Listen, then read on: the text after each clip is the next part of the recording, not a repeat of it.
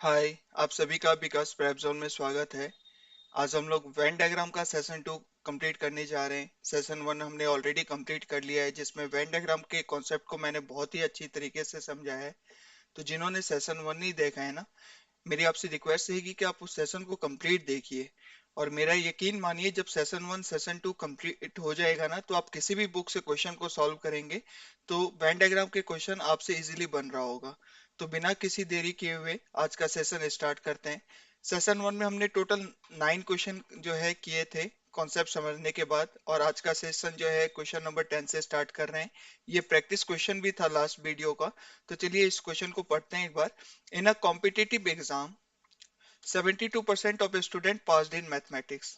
72% ऐसे स्टूडेंट है ना जो मैथमेटिक्स में पास हुए। 60% passed in reasoning.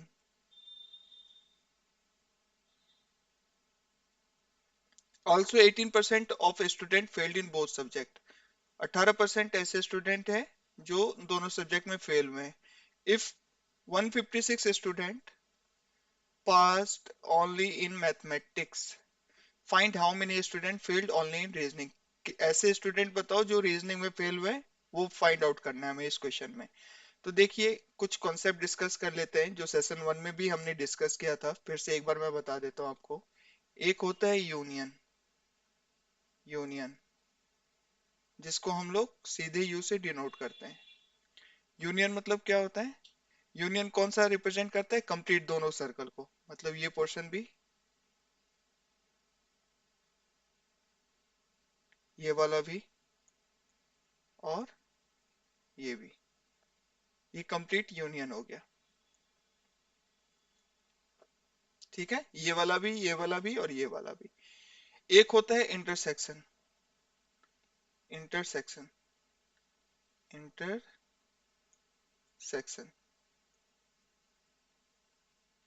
जिसको हम लोग उल्टा यू से डिनोट करते हैं। इसको एक और नाम से जानते हैं जो है कॉमन। कॉमन। ठीक है। तो ये कौन सा पोर्शन हो गया? ये वाला, जो दोनों में कॉमन हो। जो दोनों सेट्स में कॉमन हो वो क्या हो गया? इंटरसेक्शन हो गया। तो अगर मान लीजिए जो ऑरेंज कलर का सर्कल है ये मैथ्स का है, और जो ग्रीन कलर का सर्कल है वो रीजनिंग का है।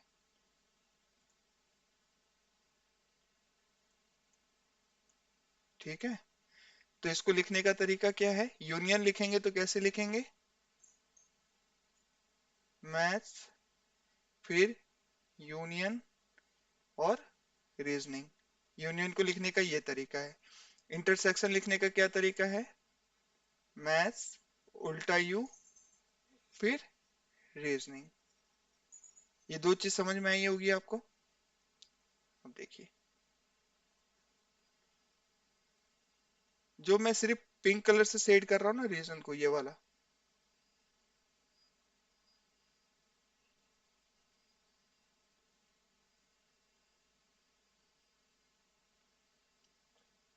ये रीजन, सिर्फ इतना रीजन किसको दर्शाता है? Only in math. Only in maths. ठीक है। ये वाला रीजन ओनली को दर्शाता है। यहाँ पे सेट कोई भी हो, लेकिन ये वाला पार्ट ओनली को दर्शाएगा।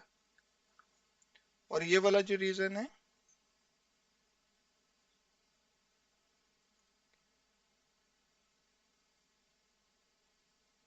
ये सिर्फ किसको दर्शाएगा? Only in reasoning. Only in reasoning. Reasoning. ठीक है।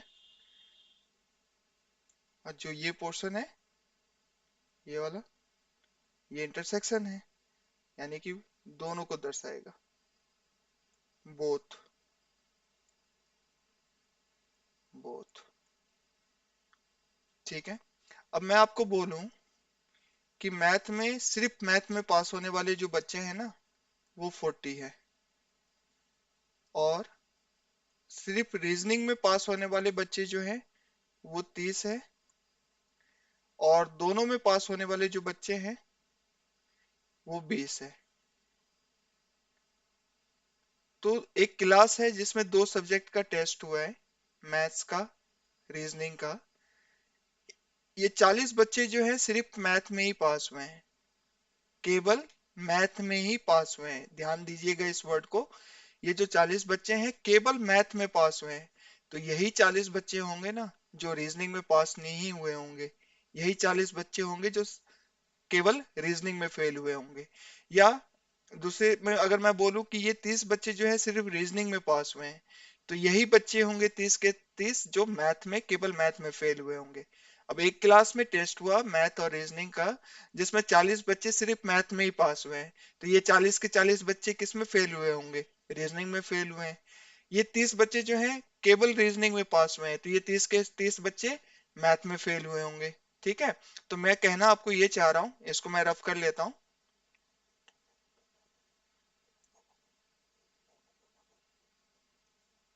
मैं कहना आपको ये चाह रहा हूं कि देखो, ओनली पास इन मैथ्स, जो बच्चे केवल मैथ में पास हुए हैं वो किसके इक्वल होंगे? Only fail in reasoning. Only fail in reasoning.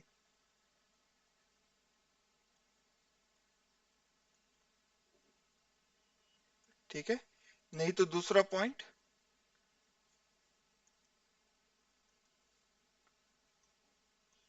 Only pass in reasoning. ठीक है। ये किसके इक्वल होगा? Only fail in math. Only fail in math. एक क्लास है जिसमें 2 सब्जेक्ट का टेस्ट हुआ, मैथ और रीजनिंग का। 40 बच्चे ऐसे हैं जो सिर्फ मैथ में पास हुए हैं, तो यही 40 बच्चे होंगे ना जो रीजनिंग में फेल हुए होंगे। Only fail in reasoning. 30 बच्चे ऐसे हैं जो सिर्फ रीजनिंग में पास हुए हैं, तो यही 30 बच्चे हैं ना जो ओनली फेल हुए होंगे मैथ में, केवल, है ना। तो ये चीज मैं आपको समझाना चाह रहा था। इसको मैं अंडरलाइन कर देता हूँ एक बार। ठीक है। अब इस क्वेश्चन को पढ़िए, ऊपर क्या दिया है। In a competitive exam 72% of student failed in failed in mathematics and 60% passed in reasoning। ठीक है। 60% रीजनिंग में पास हुए, 72% मैथ में पास हुए। तो मैथ में कितने पास हुए? 72%। रीजनिंग में कितने पास हुए? 60%। और नेक्स्ट लाइन में क्या बोल रहा है? 18% दोनों में फेल हो गए हैं। ठीक है। 18% दोनों में फेल हो गए हैं। If 156 student passed only in mathematics, तो ओनली इन मैथमेटिक्स, मैथ वाला सर्कल कौन सा है? ये। ओनली रीजन कौन सा है? ये। यानी कि ये रीजन दे दिया है 156। तो ओनली पास इन मैथमेटिक्स, तो only pass in math equals to only fail in reasoning. तो क्या इस क्वेश्चन को सॉल्व करने की जरूरत है? एक क्लास में दो आशा करता टेस्ट हुआ हूँ जिसमें आपको ये मैथ क्वेश्चन और समझ में रीजनिंग, आया होगा। मैथ में पास चलिए। होने वाले केवल बच्चे जो हैं वो 156 है। तो केवल मैथ में पास होने वाले 156 है। तो यही बच्चे होंगे जो केवल रीजनिंग में फेल हुए होंगे। तो इस क्वेश्चन का सही उत्तर हो जाएगा ऑप्शन नंबर ए। आशा करता हूँ आपको ये क्वेश्चन समझ में आया होगा। अभी तक हमने जितने भी क्वेश्चन किए हैं ना वो 2 वेन डायग्राम पे किए हैं, लेकिन एग्जाम में 3 वेन डायग्राम पे भी क्वेश्चन आता है। 4 पे नहीं आता है तो 4 को नहीं सीखेंगे। तीन तीन पे 3 वेन डायग्राम के क्वेश्चन को सीखते हैं। तो चलिए 3 वेन डायग्राम को समझते हैं कि क्या कॉन्सेप्ट होता है इसका। ये मैंने 3 वेन डायग्राम बना दिया है। ग्रीन कलर से जो है ना, ये मैं मान रहा हूँ कि ये बायोलॉजी को लाइक करते हैं। ठीक है। ऐसे सब 3 सब्जेक्ट ले रहा हूँ जिसको स्टूडेंट लाइक करते हैं। ठीक है। बायोलॉजी को लाइक करते हैं। जो ऑरेंज कलर का है ये इंग्लिश को लाइक करते हैं, और जो ब्लू कलर का है वो हिंदी को लाइक करते हैं। ऐसे मैंने 3 सब्जेक्ट ले लिया है जो स्टूडेंट लाइक करते हैं। ठीक है। तो ये जो मिडल पोर्शन है ना, ये वाला, ये वो पोर्शन होगा, इसको मैं ए नाम देता हूँ मिडल पोर्शन को। ये ये वाला पोर्शन वो वाला पोर्शन होगा जिसमें जो स्टूडेंट होंगे ना, वो बायोलॉजी को भी लाइक करते होंगे, इंग्लिश को भी लाइक करते होंगे, हिंदी को भी लाइक करते होंगे। क्यों? देखिए, बायोलॉजी का ग्रीन वाला ये रहा पार्ट कॉमन, हिंदी का ब्लू वाला ये रहा पार्ट, और इंग्लिश का ऑरेंज वाला ये रहा। तो ये जो पोर्शन है जो मैंने पिंक कलर से शेड किया है, ये वो पार्ट है जो बायोलॉजी, ऐसे स्टूडेंट का पार्ट है जो बायोलॉजी को भी लाइक करते हैं, बायोलॉजी को मैं बी से डिनोट कर देता हूँ, इंग्लिश को भी लाइक करते हैं, उसके बाद हिंदी को भी लाइक करते हैं। ठीक। अब मैं अगर ये पोर्शन जो अभी मैं शेड कर रहा हूँ ग्रीन कलर से, इतने पोर्शन को मैं नाम दे देता हूँ बी। ये वाला पोर्शन क्या हो जाएगा? ऐसे बच्चे जो सिर्फ बायोलॉजी और हिंदी को लाइक करते हैं, ओनली, केवल, है ना, बायोलॉजी एंड इंटरसेक्शन हिंदी को लाइक करते हैं। ठीक है। अगर मैं अब दूसरा कलर ले लूं, ये वाला पोर्शन मैं शेड करूं येलो कलर से, ये वाला पोर्शन को मैं बोल देता हूँ सी है। तो ये वाला क्या हो जाएगा? ओनली,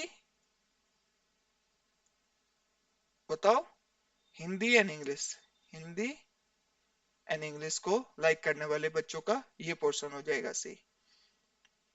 अगर मैं इसको रेड कलर से शेड करूं, तो ये वाला जो, मैं मान लेता हूं इसको डी, तो ये वाला क्या हो जाएगा? Only bio intersection English. Middle वाला पोर्शन जो पिंक कलर से शेड किया है वो है तीनों, ये रीजन जो है तीनों सब्जेक्ट को लाइक करने वाले स्टूडेंट को रिप्रेजेंट करेगा। ग्रीन वाला जो है सिर्फ बायोलॉजी और हिंदी को लाइक करने वाले को रिप्रेजेंट करेगा। येलो वाला जो है इंग्लिश और हिंदी को लाइक करने वाले को रिप्रेजेंट करेगा। और जो रेड वाला है बायोलॉजी और इंग्लिश को लाइक करने वाले को रिप्रेजेंट करेगा ओनली। ठीक है। लेकिन अगर बोले, क्वेश्चन में ऐसा बोले कंप्लीट, मतलब ऐसा बोले कि चार स्टूडेंट है जो बायोलॉजी को और इंग्लिश को लाइक करते हैं, बायोलॉजी एंड इंग्लिश को लाइक करते हैं, ये नहीं बोला ना कि ओनली बायोलॉजी एंड इंग्लिश। तो अगर ओनली बोलता तो सिर्फ ये पोर्शन होता चार का। लेकिन क्या बोल रहा है? बायोलॉजी एंड इंग्लिश को लाइक करता है, तो उस केस में क्या हो जाएगा? ए प्लस डी जो है कंप्लीट को रिप्रेजेंट करेगा। ये कंप्लीट यहां से लेके यहां तक, ये वाला मैं अभी देखो, ये वाला, ये कंप्लीट को, ये कंप्लीट कैसे रिप्रेजेंट करेगा? ए प्लस डी उस केस में। ठीक है। ठीक। ये ओनली वाला है। ऊपर वाला जो कंप्लीट डी है ना, सिर्फ डी, वो ओनली वाला है।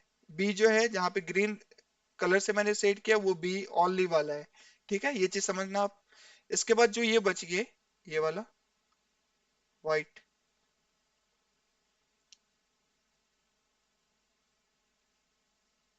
ये वाला, ये किसको रिप्रेजेंट करेगा जल्दी बताओ?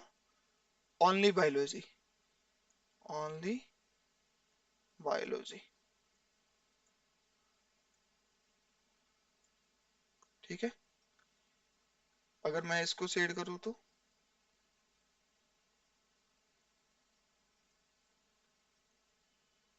ये वाला किसको रिप्रेजेंट करेगा? Only English, only English.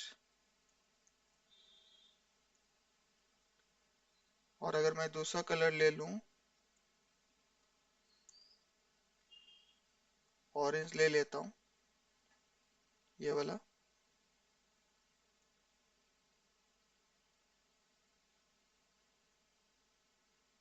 ये किसको रिप्रेजेंट करेगा?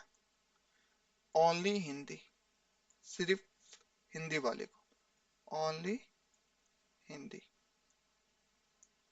आशा करता हूँ आपको ये वेन डायग्राम, तीन वेन डायग्राम का कॉन्सेप्ट समझ में आया होगा। अगर आप लोग दो सेट्स का फॉर्मूला लिखेंगे ना, अगर मान लीजिए दो सेट है, दो सेट्स है, A and B, A and B, तो इसका फॉर्मूला क्या होता है? इसका फॉर्मूला जो लिखने का तरीका होता है वो होता है ए यूनियन बी, ठीक है, इक्वल्स में complete A plus complete B minus A intersection B, ये दो सेट का फॉर्मूला होता है। ठीक है,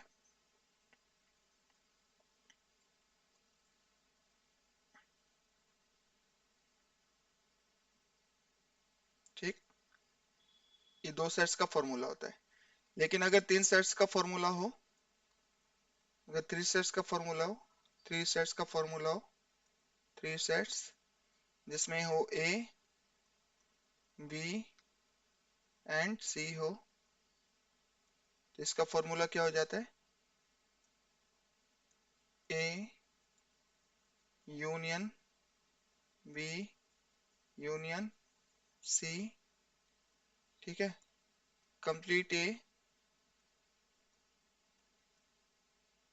कंप्लीट बी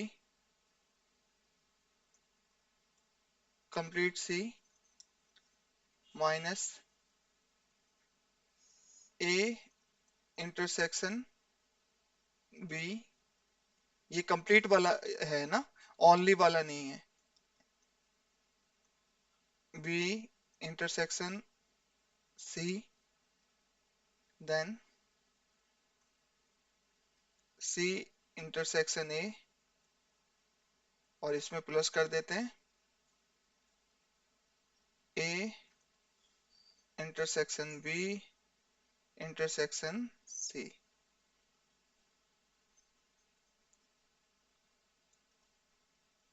ये तीन सेट्स का फॉर्मूला हो जाता है। ठीक है,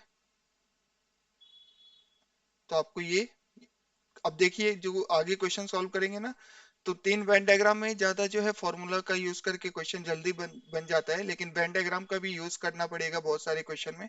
तो आपको प्रैक्टिस करके ये समझ में आएगा कि कौन सा जो है फॉर्मूला यूज करें, वो यूज करें कि वेन डायग्राम यूज करें। तो ठीक है, तो चलिए देखते हैं आगे के क्वेश्चन को।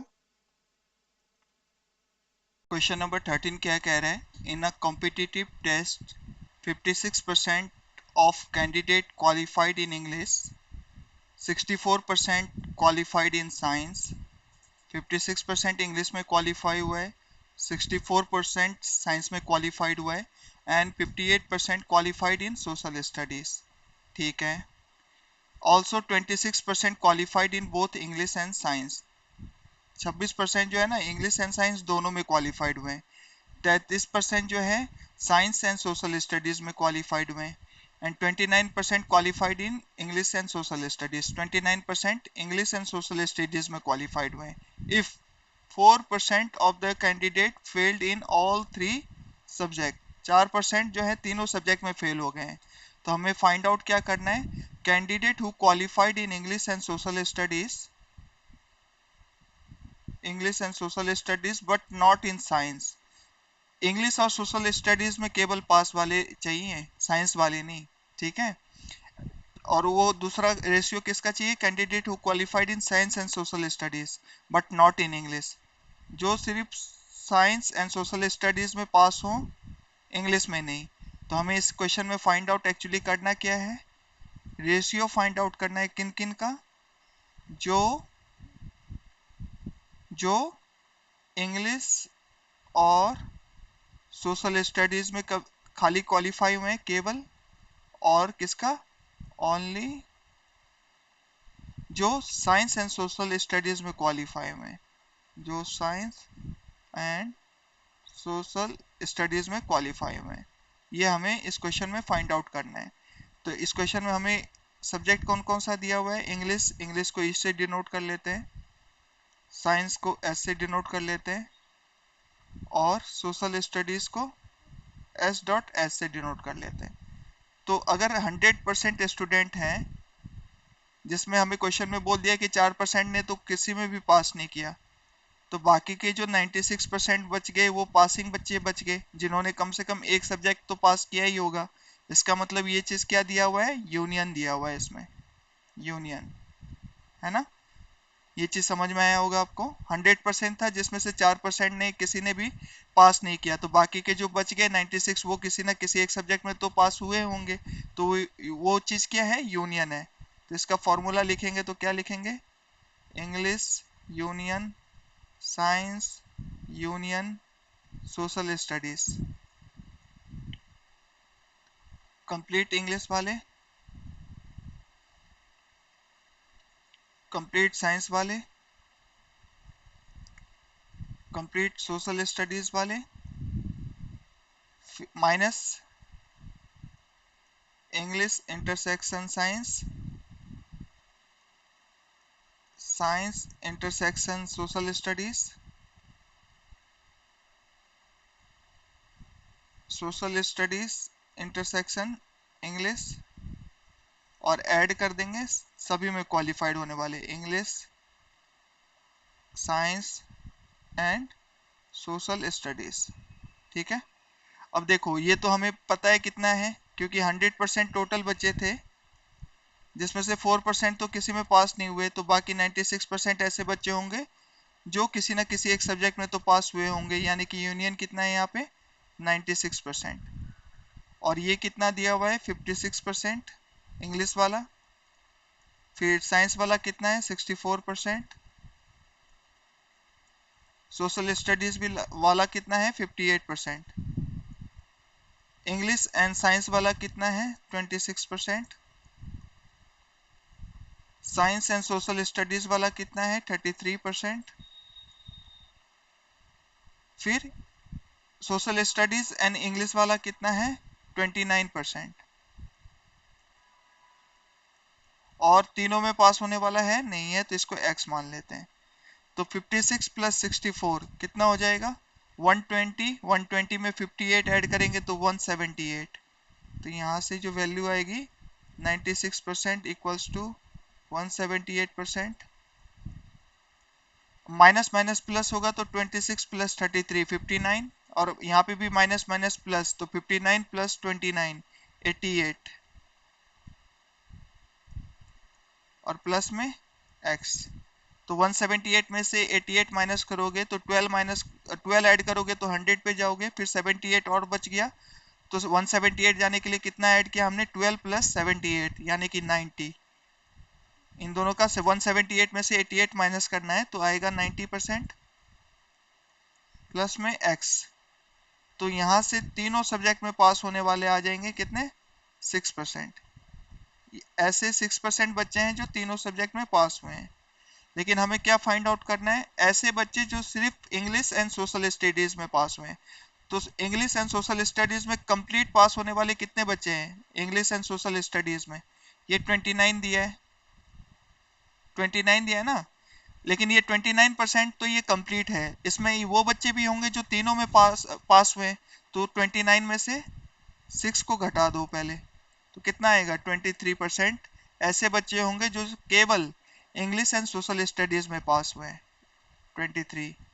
अब क्या बोला है, only pass in science and social studies. तो साइंस एंड सोशल स्टडीज में कितना दिया है 33%, 33% दिया है complete science and social studies में।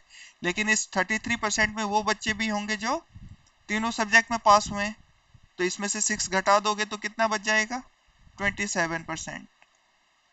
तो ये रेशियो आ गया 23:27% का। ठीक है, ऑप्शन नंबर ए इस क्वेश्चन का सही उत्तर हो जाएगा। लेकिन अगर हमें इस क्वेश्चन को वेन डायग्राम से करना है तो कैसे करेंगे,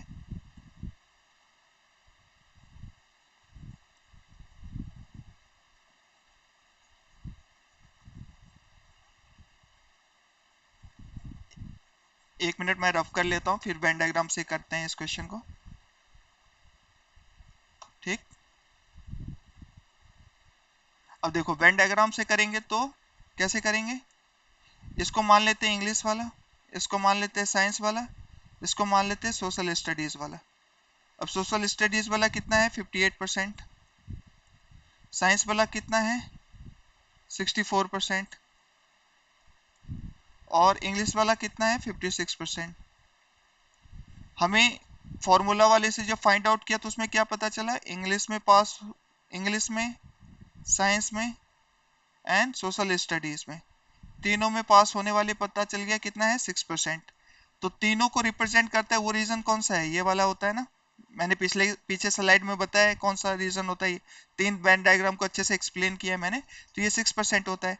अब इंग्लिश एंड साइंस वाले कितने हैं 26%, ये कंप्लीट को रिप्रेजेंट कर रहा है यहाँ से लेके 26% जो है ना यहाँ तक, ठीक है। अगर ओनली बोलता तब हम इसी रीजन को करते, लेकिन ओनली नहीं बोला, इसका मतलब ये कंप्लीट है। 33% qualified in both science and social studies, science and social studies में कितने हैं 33% है, and English and social studies में कितना दिया है 29% दिया है। तो अब देखो ये टोटल 29 है, जिसमें से ये पोर्शन अगर माइनस कर देंगे तो ये मिल जाएगा ना, यही हमें चाहिए था, क्योंकि हमें चाहिए था क्वेश्चन में क्या, इंग्लिश और सोशल स्टडीज में ओनली पास होने वाले, तो इंग्लिश और सोशल स्टडीज में पास होने वाले, ओनली पास होने वाले कौन सा रीजन है, ये वाला रीजन है, तो यही चाहिए था हमें। तो 29 में से 6 माइनस करोगे तो कितना आ जाएगा 23%, ठीक। अब देखो साइंस और सोशल स्टडीज, तो only science and social studies वाला रीजन कौन सा है, ये वाला है ना, तो इसमें से अगर आप माइनस करोगे 33 में से 6 तो कितना आ जाएगा 27, तो हमारा आंसर कितना आ जाएगा 23:27। क्वेश्चन नंबर 14 क्या कह रहा है, in a scholarship test 58% of the student clear mathematics, ठीक है 58% जो है मैथमेटिक्स क्लियर किया है, 42% clear English and 36% clear reasoning, also 24% student clear both maths and English and 18% clear both English and reasoning and 12% clear both maths and reasoning. If every student clear at least one subject, इस line का मतलब क्या है, जितने student ने test दिया है ना वो सभी के सभी एक ना एक सब्जेक्ट में पास हुए हैं, यानी कि सभी के सभी जो है पास हुए हैं, कोई फेल नहीं हुआ है। Then what is the minimum percentage of student who cleared all three subject, तो तीनों सब्जेक्ट में पास होने वाले बच्चे को निकालना है, ये क्वेश्चन में फाइंड आउट करना है। देखो यदि कोई भी विद्यार्थी तीनों विषयों में असफल नहीं हुआ है, मतलब 100%, यानी कि यूनियन हमें कितना है इस बार 100% है, तो कितना सब्जेक्ट है, तीन सब्जेक्ट है, एन मैथ्स, ठीक है, एन इंग्लिश, एन रीजनिंग, ठीक। तो अगर इसका फॉर्मूला हम लिखेंगे तो कैसे लिखेंगे, maths union English union reasoning, ठीक है, कंप्लीट मैथ्स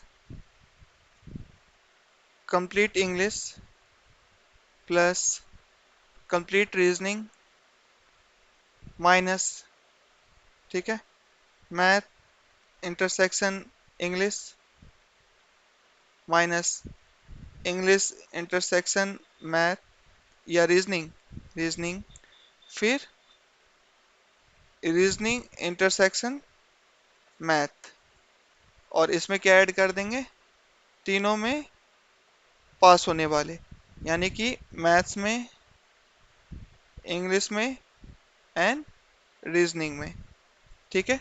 ये कितना दिया है हमें 100% दिया है, मैथ्स में कितना है 58% है, इंग्लिश में कितना है 42% है, और रीजनिंग में कितना है 36% है, ठीक है। 24% ऐसे हैं जो मैथ एंड इंग्लिश में पास हुए, इंग्लिश और रीजनिंग में 18%, रीजनिंग और मैथ में 12%, और तीनों में ये हमें फाइंड आउट करना है यहाँ से, है ना। तो अब देखो 58 प्लस 42 100 136, ये कितना आ जाएगा 136%, 24 और 18 ये कितना हो जाएगा 42 42 और 12 54 प्लस में x, तो 136 में से 54 माइनस करना है अब हमें, तो 6 में से 4 गया 2, 13 में से 5 गया तो 8, 82%, तो 100% इक्वल्स टू 82% प्लस में x, तो यहाँ से x की वैल्यू 82 उधर जाएगा तो 100% माइनस 82 तो 18%, यानी कि इस क्वेश्चन का सही उत्तर कौन सा हो जाएगा, ऑप्शन नंबर सी हो जाएगा, सही है। ठीक है, आशा करता हूँ आपको ये क्वेश्चन समझ में आया होगा। क्वेश्चन नंबर 15 देखते हैं। इन a scholarship examination 60 student appear, ठीक है, out of them 38 student passed in science. तो मान लीजिए ये जो है साइंस का है, जो 38 स्टूडेंट है वो साइंस में पास हुए हैं, ठीक है। 36 स्टूडेंट पास्ड इन इंग्लिश, ये मान लीजिए ग्रीन सर्कल इंग्लिश को रिप्रेजेंट कर रहा है, जो 36 स्टूडेंट पास हुए हैं इसमें। And 20 student passed in computer, orange colour का जो है कंप्यूटर को रिप्रेजेंट कर रहा है, जो 20 स्टूडेंट इसमें पास हुए हैं। It was found that 10 student passed in both science and English, science and English both मतलब कंप्लीट। अगर ओनली साइंस एंड इंग्लिश बोलता तो कौन सा रीजन होता है, ये वाला। लेकिन यहाँ पे क्या ओनली बोला है क्वेश्चन में, नहीं, बोथ बोला है ना। तो बोथ मतलब science and English both complete region. तो ये कितना दे दिया है, 10 स्टूडेंट, ठीक। उसके बाद while 4 students passed both science and computer, science and computer ये 4, ठीक है। उसके बाद क्या बोला है, also 11 student passed in all 3 subject. All 3 subject कौन सा रीजन रिप्रेजेंट करता है, ये वेन डायग्राम में है ना 11। तो ये 11 हो गया, ये कंप्लीट कितना था, ये कंप्लीट कितना था, it was found that 10 student passed in both science and English but failed in computer. यहाँ पे देखो, बट फेल्ड इन कंप्यूटर बता रहा है, ये कंप्यूटर में फेल है, ठीक है। ये कंप्लीट को नहीं रिप्रेजेंट कर रहा है, मैंने गलत बताया आपको, 1 मिनट देखो। साइंस वाले 38 है, इंग्लिश वाले 36 है, कंप्यूटर वाले 20 है। अब क्वेश्चन में हमें बोला है कि it was found that 10 students passed in both science and English but failed in computer. Only science और इंग्लिश का दिया है, क्योंकि कंप्यूटर में तो वो पास ही नहीं है ना। तो ये 10 कहाँ का है, यहाँ पे इस रीजन का है, ठीक है। While 4 students passed in both science and computer but failed in English, 4 student ऐसे हैं जो साइंस और कंप्यूटर में पास हुए हैं, लेकिन इंग्लिश में क्या हुए हैं, फेल हुए हैं। तो ओनली साइंस एंड कंप्यूटर वाला क्या है, ये है 4, ठीक। ये चीज समझ में आया आपको। Also 11 student passed in all 3 subject, तो 11 वाला यानी कि सभी सब्जेक्ट, कौन सा रीजन वेन डायग्राम में, ये वाला। ओनली वाला रीजन जो है ये वाला होता है, ठीक है। अब आगे पढ़ते हैं। एवरी स्टूडेंट, सभी student who passed in computer, जो कंप्यूटर में पास हुए ना, had also passed in at least one of the other 2 subject, या तो वो साइंस में भी पास हुए हैं या वो इंग्लिश में भी पास हुए हैं। यानी कि कंप्यूटर में पास होने वाले सभी बच्चे ऐसे हैं जो वो साइंस में भी पास हुए हैं या इंग्लिश में भी पास हुए हैं। तो यानी कि ये रीजन किसको रिप्रेजेंट करता है, अगर मैं आपसे पूछूं कि ये रीजन क्या होता है, ओनली कंप्यूटर वाले। ऐसे बच्चे बताओ जो सिर्फ कंप्यूटर में पास हुए हैं, तो ऐसा कोई है क्या, नहीं।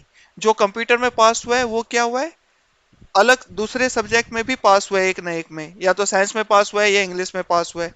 तो ये कितना हो गया, 0। अब देखो 11 + 4 15, ये 0 हो गया, टोटल 20 था तो ये कितना हो गया, 5, ठीक।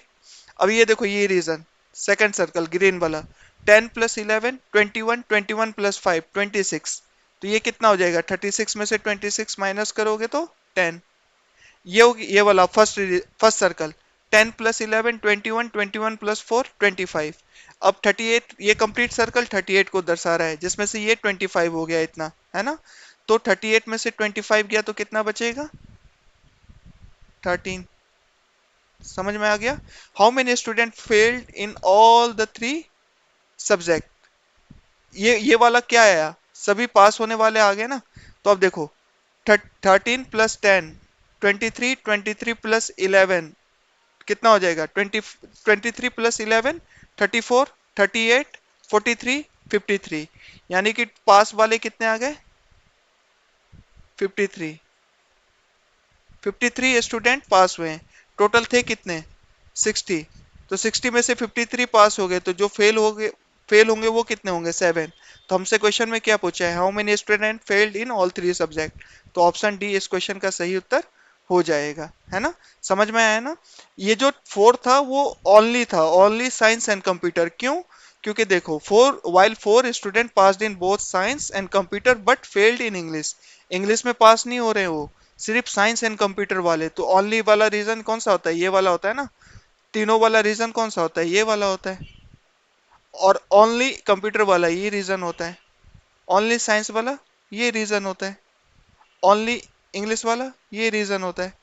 ये तो मैंने शुरू में ही बता दिया आप लोगों को, है ना। तो आशा करता हूं आपको ये क्वेश्चन समझ में आया होगा। क्वेश्चन नंबर 16 देखते हैं। In a competitive aptitude test 45 student qualified in QA. तो ये मान लीजिए क्यूए का ये है येलो सर्कल 45, ठीक है।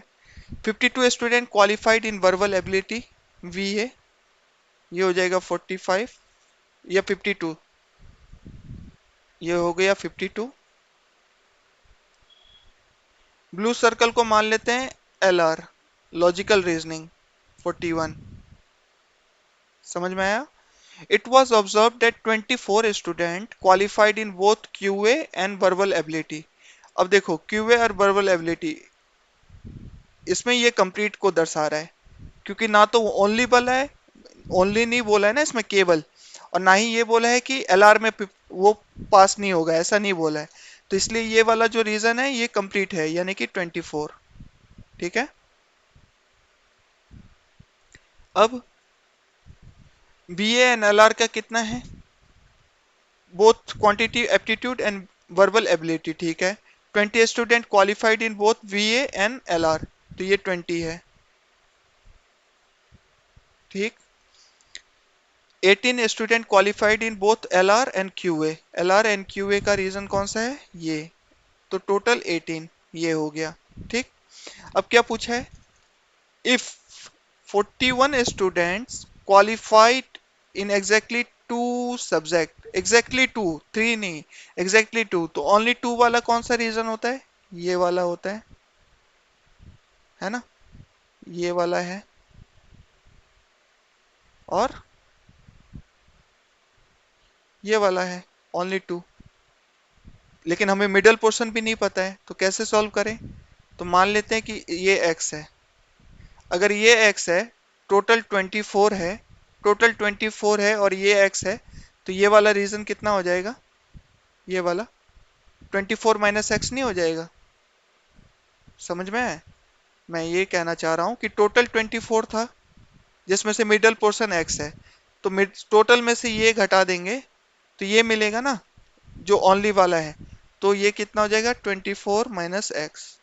ऐसे ही इधर 20 में से ये घटा देंगे तो ये मिल जाएगा, तो 20 माइनस एक्स।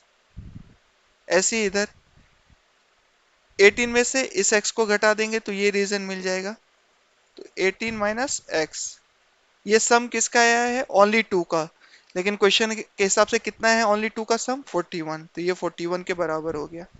अब देखो 24 प्लस 20 44, 44 में 8 जोड़ोगे तो 52 62, है ना, और माइनस माइनस प्लस, तो ये हो जाएगा -3x इक्वल्स टू 41, ये 41 आया। तो यहां से x की वैल्यू निकालोगे तो ये हो जाएगा 21 इक्वल्स टू 3x, क्योंकि 62 इधर है, 41 इधर आएगा तो माइनस होगा, और -3x उधर जाएगा तो पॉजिटिव आएगा। तो यहाँ से x की वैल्यू कितनी आ गई, 7 आ गई। x की वैल्यू कितनी आ गई, 7 आ गई। तो मैं इस चीज को रफ कर रहा हूं अब देखो x की वैल्यू 7 है, अब आराम से करेंगे। कंप्लीट 24 है, जिसमें से ये 7 आ गया, तो 24 माइनस 7, तो ये कितना हो जाएगा 17। कंप्लीट 7 है, ये 18 है, तो ये कितना हो जाएगा 11। कंप्लीट 20 है, ये 7 है, तो ये कितना हो जाएगा 13। अब पहला पहला सर्कल देखो येलो वाला, 17 प्लस 7 24, और 24 प्लस 11 35, टोटल सर्कल है 45 और ये है 35, तो यहाँ पे कितना हो गया 10। अब सर्कल 2 देखो ग्रीन वाला, 17 प्लस 7 24, 24 प्लस 13 37, ठीक है 37, और यहाँ पे कंप्लीट सर्कल है 52, तो 37 में 13 ऐड करूंगा तो 50 प्लस 2 और बढ़ जाएगा, यानी कि 15। कुछ नहीं कर रहा हूँ, 52 में से इन सबको ऐड सम करके माइनस कर दे रहा हूँ, ठीक है। अब सर्कल 3, 11 प्लस 7 18, 18 प्लस 13 31, तो ये कितना हो जाएगा 10। तो ये सारे स्टूडेंट क्या हो गए, पास वाले आ गए। तो अब देखो 10 प्लस 17 27, 27 प्लस 7 34, 34 प्लस 11 45, यहाँ से आ जाएगा 45 है ना। फिर 55, 53 68, 68 73 83, टोटल पास्ट स्टूडेंट कितने आ गए 83। क्या पूछा है, then find the total number of student who qualified in at least one subject. तो वन सब्जेक्ट यानी कि कुल पास स्टूडेंट निकालने, 83 हमारा इस क्वेश्चन का सही उत्तर हो जाएगा। आशा करता हूं आपको ये जो है क्वेश्चन समझ में आया होगा। तो यहाँ पे आपका वेन डायग्राम का कॉन्सेप्ट भी जो है खत्म होता है। आप अगर कंप्लीट सेशन दोनों देख लेंगे ना, तो मेरा यकीन है कि आपको वेन डायग्राम का क्वेश्चन जो है अच्छे से समझ में आएगा। किसी भी बुक से आप क्वेश्चन को सॉल्व करेंगे तो आपको दिक्कत नहीं आएगी। अगर कोई भी दिक्कत आती है आपको, तो दोबारा आप जो है वीडियो को देखिए दोनों सेशन को, और उस पे जो कॉन्सेप्ट बताया गया है उसको सीखकर जो क्वेश्चन बताया गया है उसको खुद ही सॉल्व कीजिए। उसके बाद किसी भी बुक से सॉल्व करेंगे ना, तो आपसे इजीली बनेगा। अगर आपको ये वीडियो अच्छा लगा हो तो ज्यादा से ज्यादा लाइक कीजिए, शेयर कीजिए, सब्सक्राइब कीजिए, क्योंकि जब आप ऐसा करेंगे तो मुझे मोटिवेशन मिलेगा और मैं ऐसे वीडियोस आपके लिए और लाता रहूंगा। तो चलिए आज के लिए इतना ही रखते हैं, तब तक के लिए बाय, सी यू।